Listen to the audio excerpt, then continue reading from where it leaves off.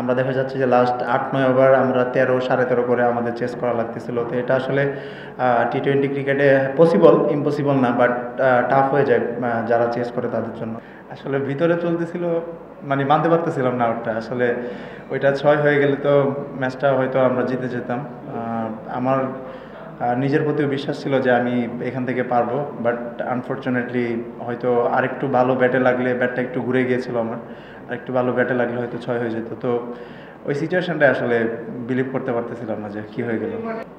অঙ্কনের সাথে কথা হচ্ছিল যে আসলে আমরা দুইজনেই যেহেতু পাওয়ার হিট করতে পারি, সো আমাদের দুইজনেরই বিশ্বাস ছিল যে আমরা এখান থেকে ম্যাচটা জিতিয়ে নিয়ে বের হতে পারবো, বাট আনফর্চুনেটলি হয়নি।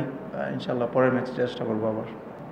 আসলে আমি তো বাইরে ছিলাম, আপনারা না, এখনো আলোচনা হয়নি কারোর সাথে। আমরাও বাইরে থেকে দেখেছি, আপনারাও বাইরে থেকে দেখেছেন।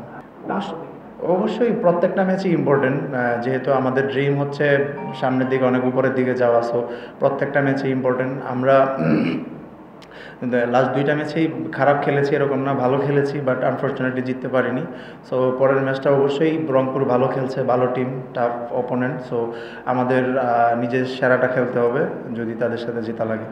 না আসলে ধাক্কা আসলে ওইরকম না, কারণ যদি দেখেন প্রফেশনাল প্লেয়ার সবাই এখানে এখানে আসলে দুইটা টিমই জেতার জন্য মাঠে নামে। সো একদিন আমরা জিতবো, একদিন ওরা জিতবে। তো এটা আসলে মনোবল ভাঙার কিছু নাই। অ্যাজ এ টিম আমরা সবাই নিজেদের প্রতি বিলিভ রাখতেছি। আমরা জানি যে আমরা কিছু কিছু জায়গায় মিস্টেক করেছি, তো এইগুলো না হইলে হয়তো আমরা আজকে ম্যাচটাও জিততাম। তো যে জায়গাগুলোয় মিস্টেক হয়েছে অবশ্যই আমাদের কথা হবে এগুলো নিয়ে। তো আমরা চেষ্টা করবো যেন পরের ম্যাচগুলোয় এই মিস্টেকগুলো কম করে যেন আমরা পরের ম্যাচগুলোয় আবার জিততে পারি। না আসলে এটা ম্যাটার করে না, কারণ আমি বললাম যে সবাই প্রফেশনাল প্লেয়ার এখানে, আসলে গ্যাপটা ওইরকম ম্যাটার করে না। তারপরেও একটা ইস্যু হইতে পারে যে একটা মোমেন্টামের খেলা টি-টোয়েন্টিটা, যে আমাদের মোমেন্টামটা হয়তো একটু ব্রেক হয়েছে। তো আশা করি যে খুব তাড়াতাড়ি আবার আমরা মোমেন্টাম ধরতে পারবো ইনশাল্লাহ সামনের ম্যাচগুলোয়।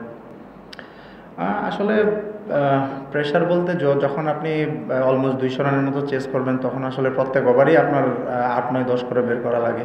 তো আসলে দেখা যাচ্ছে যে ৩-৪টা ওভার যদি আপনার রান কম হয়ে যায়, তখন কিন্তু রান রেটটা বেড়ে যায়, যেটা আমাদের লাস্ট দুইটা ম্যাচে হয়েছে। যে আমরা দেখা যাচ্ছে যে লাস্ট ৮-৯ ওভার আমরা ১৩ ১৩.৫ করে আমাদের চেস করা লাগতেছিল। তো এটা আসলে টি-টোয়েন্টি ক্রিকেটে পসিবল, ইম্পসিবল না, বাট টাফ হয়ে যায় যারা চেস করে তাদের জন্য। তো আমার কাছে মনে হয় যে আমাদের যে আমি বললামই যে আমরা কিছু মিস্টেক্স করেছি, তো এই মিস্টেক্সগুলো নিয়ে অবশ্যই আমাদের টিম মিটিংয়ে কথা হবে, যেন পরের ম্যাচগুলো আমরা ভালো খেলতে পারি।